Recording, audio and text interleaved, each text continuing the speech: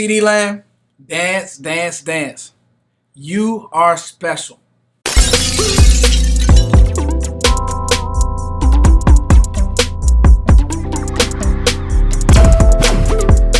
It's your boy Foots here, man. I feel really, really good about this win. Now, I got a bunch of notes written down, and it's like, Foots, how can you write notes during a game like this? It's just, there's so many things that go through my mind, but the biggest thing I want to do is stay calm. And so many ebbs and flows, and so many highs and so many lows. And Dallas winning a gut check win. I just listened to Mike McCarthy talking in the locker room, and he said, listen, you watch Mike. He made some calls this game. I'll say this, even how we ended the game. You lose that game, I won't say that he's on the hot seat, but it starts to look like, dog, Mike, what are we doing? Why are we throwing the ball? It's a bad sack that Dak took late. But we got out of the game, and you beat Philly. Like, the spread was 5. You won by 6. You beat Philly. Don't let anybody tell you turn them over. Gardner Minshew made plays. He did some things differently. You were probably more used to and probably game planning for both. It's tough to game plan for two quarterbacks, especially what Jalen Hurts does with his legs. And we'll talk about that because we'll probably have to see the Eagles again because we are going to win against the AFC South team. We're going to win that game. But you'll end up seeing either Philly or San Fran. You'll probably end up seeing Philly again, but everything's going to be on the road. Number one, people will say, oh, this game didn't matter. This game doesn't matter. And they'll try to, let's get help. No. We could have got help. No. But no. You didn't have, no. No. You need to keep winning football games. You need to get hot. Dak Prescott is playing his best football. Now, I know the pick 6 to Josh Sweat, right? And to me, that gave Philly life. But the pick 6 to Josh Sweat, it's like, like, you know that Dak just, like, if he just is there. But, like, I'm an analyst who looks at Dak at times and says, Dak, you could be better in the last couple years with the footwork and this, that, and the third. Dog, this year, the control he has, what we're doing with personnel, he's getting us into every run. He's getting us into every pass. Him and Ceedee finally have this. And we're going to talk about Ceedee Lamb. I got a whole 5, 6, 7 minutes on Ceedee Lamb. But him and Ceedee Lamb finally have this. To me, Dak Prescott, and I have him on my rankings, on my player rankings, and we'll get to those in a second. Dak Prescott, to me, is playing his best football that he's ever played in his life. With the interceptions. I don't want to pick a game. I don't. And his clean game is coming. But you tell me, even to throw the Gallup that he missed on the fade ball, money. Ceedee with the fake, he fakes the fade. It was like he was faking a slant. It's like a slant sluggo and stop, something cool that Kellen designed. And Kellen had his moments, but I thought that he did well. Even that play to Ceedee was awesome. And Dak is putting that ball right where it needs to be. The throw to T.Y. Hilton, 3rd and 30. Are you kidding me? That's a dot. That's a dot. Game on the line. You're down. If you don't get that first down, you lose the game. Okay, if you punt that ball back to Minshew, who's, he's very Ryan Fitzpatrick-esque. He's gonna get real high and this, that, and the third, and he's hyped up and this, that, and the third. And so Minshew he came from that Mike Leach system where they throw the ball around. He can make throws. I think that, to me, Dak Prescott is your saving grace, and he'll be able to keep you and throw you out of any game that you get into trouble with when you got to go to San Fran or you got to go to Philly. Something to keep in mind when we play Philly again. I don't know if Jalen Hurts passes the ball better than Minshew. Now, he adds the running threat, but with that shoulder, and this will be something to keep in mind, right? With that shoulder, does Philly run Hurts the same? You can't tweak a sprained shoulder. A sprained shoulder is real. Like, I used to hoop, and you go into the basket and you fall wrong, and you don't even feel the same. You don't even take physical. You can't even be as physical as you want to. That's going to be something to monitor when we play Philly again, because we're going to see Philly again.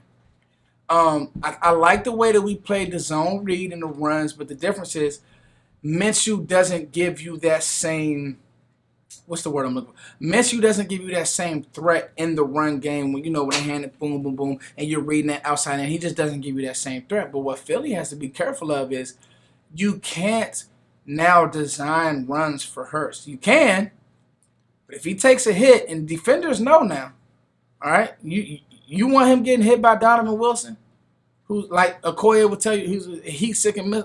You want him getting hit by what? You want him getting hit by Bland? You want him getting hit by Curse? So it's different. The mindset for Philly is going to be different when we see them again. You absolutely need to get this win. You got this win. So a few things. When we got the early interception from Curse, because obviously we threw the pick and then you answer, you score, and then so you're down 10-7. I believe it was 10-7. The game was back and forth. It was a really fun game. But then you get the interception. Kellen did everything to try to give that momentum away. But then he gets himself together, you score. I think the biggest thing that Dallas has to figure out, and then you go back and then Ceedee happens. Like Ceedee happens, and you move him in a slot, and then you get him. I think the biggest thing that Dallas has to figure out, and Kellen Moore has to figure out, they have to figure out that if Ceedee has 100 yards in the second half, he should finish with 200 yards. I think that's what Minnesota and Kevin O'Connell have over a guy like Kellen Moore. And Kellen did good. Ceedee finished with the 2 tuds. But, don't stop fighting Ceedee. He's too good. Now, it was one drive where you force-fed him the ball and you scored. I'll take that every day of the week. But I remember games where Megatron had 300 yards receiving. There's games where, these guys have these crazy receiving numbers, and that's how I think that you have to win. People will say Ceedee Lamb's not a 1 because he's lined up in the slot. Are you outside of your mind? That's good play design, lining him up in the slot, making him most 1s. Like A.J. Brown, he's a 1. But he also can't do the same things that Ceedee Lamb can do. I don't think that Ceedee Lamb can do some things that A.J. Brown can do. A.J. Brown is a walking bucket. He's a walking slant. So he is Michael Thomas in that he'll post you up. But A.J. Brown ain't running away from nobody, dog. A.J. Brown after the catch is not Ceedee Lamb. And so it's different. But to say that he's not a 1 because I saw him motion to the outside and give Bradbury a route. You see what I'm saying to you? So you have to, if it's me, I'm going to live and die. Okay, so you drive, and then you throw the fade or you do some BS to Michael Gallup. And Michael Gallup ended up with a touchdown. He did catch a touchdown. But, why? We live in a football time. I was about to say we live in a society. We live in a football society where, it's okay to force feed him the ball. When you got Zeke and Tony rolling and you got your tight ends rolling, 20-20, but 20 going in, let's get the ball to our guys. Because to me, there wasn't a better athlete on the field today than Ceedee Lamb. It's the truth. He's a Pro Bowler for a reason, and he keeps elevating. He gets hit. Reed Blankenship, whoever their safety was, comes in and smokes Ceedee. He pops right up, boom. And everybody be taking my man Jones. Ceedee started this too, boom. So I just think that, that's my Ceedee rant. If Ceedee Lamb has 100 yards in the first half, I want him to finish with 250. And I know that teams are going to say, oh, we'll take him away, we'll double, and that's fine. And that's how, honestly, that's how Slay got cooked by T.Y. Hilton. And if T.Y. Hilton, 3rd and 30, if T.Y. Hilton can continue to stretch a defense like he did, that's all you need. That's all you need. He's going to keep getting comfortable. I will use these next 2 games to, I won't say force feed T.Y. Hilton, but, force feed T.Y. Hilton. In a sense, I know I just said force feed CD, but when I say force feed T.Y. Hilton, make sure he's getting some of these reps that, Noah Brown has gotten. And make sure he's getting some of these reps that Michael Gallup has gotten, just so he can know everything. Now, I want to give Noah Brown big credit. Noah Brown did not get the same amount of targets, rightfully so. He had a big drop at the end of the game. He had 2 touchdowns last game. He had a big drop at the end of the game last week against Jacksonville. And he had 2 touchdowns last week. So he wasn't bad last weekend. But this week, he didn't get the targets, and that's okay. Here's why. He had a run insert where he inserted for Tony Pollard that was just beautiful. So Noah Brown is still a willing, culprit. He can still help you in a lot of ways. And I just think that when this team is clicking, 40 points, 36 points, 27 points. You watching teams that can't get 21 points up on the board. This team has to, like, if Dallas can score these amount of points and the way that they're scoring and they're getting what they want in the run game and the pass game, this defense has to give you a little bit more. And let's transition to the defensive side of the ball. Third down killed us today. Yes, you won the game, but we have to figure out third down defense. Dan Quinn blitzed a lot, and I just didn't think that he had to do that. He blitzed, and Minshew figured it out. And what I saw, and I like Philly's coordinator, and we'll see again how Jalen Hurts throws the ball and certain things he does. One could argue that Minshew may be a better passer than Hurts. I don't know. I like both of them, and I knew that Minshew would play like he played today. I had that feeling. One thing that I saw that Philly did to kind of make sure that they were safe where Hurts were throwing those slants and certain things was they made the picture very clear for Minshew early.